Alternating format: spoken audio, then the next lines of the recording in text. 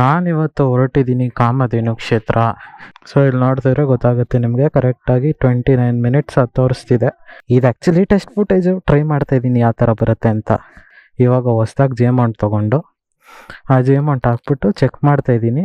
ಈ ವ್ಯೂ, ಈ ಆ್ಯಂಗಲ್ ಕರೆಕ್ಟಾಗಿದ್ದರೆ ಇದನ್ನೇ ಯೂಸ್ ಮಾಡ್ತೀನಿ, ಇಲ್ಲಾಂದರೆ ಎಕ್ಸ್ಟೆಂಡರ್ಸ್ ಇದೆ, ಎಕ್ಸ್ಟೆಂಡರ್ಸ್ ಹಾಕೊಂಡು ಯೂಸ್ ಮಾಡ್ಕೋಬೋದು. ನೋಡೋಣ.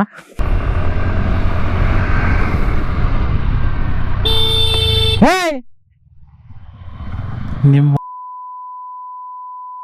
ಇವಾಗ ಏನಾರು ನಾನೊಂಚೂರು ಫಾಸ್ಟಾಗಿ ಹೋಗಿದ್ದಿದ್ರೆ ಹೋಗಿ ಗೊತ್ತಿದ್ದೆ, ಅವರಪ್ಪ ಬಂದು ಕಾಸು ಕೊಡ್ತಿದ್ದ ನನಗೆ.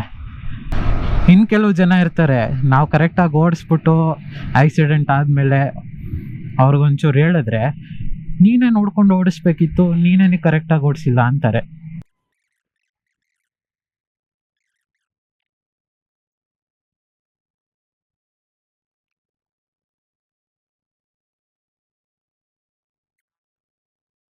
ನನಗೂ ಕ್ಯಾಮ್ರಾ ಜೊತೆ ಮಾತಾಡಿ ಎಲ್ಲ ಅಭ್ಯಾಸ ಇಲ್ಲ.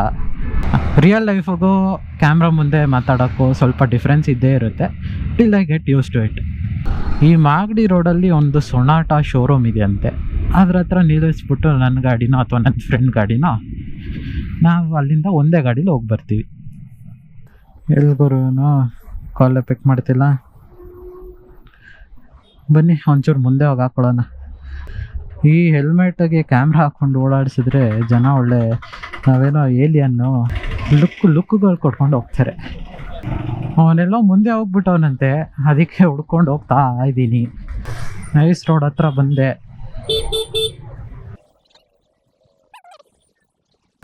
ಎಲ್ಲ ಹಾಕ್ತೀಯಾ ನಡಿ. ಸೊ ಇದೇ ನೈಸ್ ರೋಡು, ನಮ್ಮನೆ ಹತ್ರ ಇರೋ ಎಕ್ಸಿಟು. ನಿನ್ನ ಗಾಡಿನ ಹಾಕು ಹೋಗೋಣ. ಹಾಂ, ನಾವು ಇವಾಗ ಪಿಲಿಯನ್ ಹಾಕ್ತೀವಿ. ಫಸ್ಟ್ ಟೈಮ್ ಹೋಗ್ತಿರೋದ್ರಿಂದ ಅವನಿಗೆ ಓಡಿಸ್ಲಿ ಅಂತ ಅವನಿಗೆ ಬಿಡ್ತಾ ಇದ್ದೀನಿ. ಏಕೆ? ಓ, ಇದೇನಾ ದೇವಸ್ಥಾನ?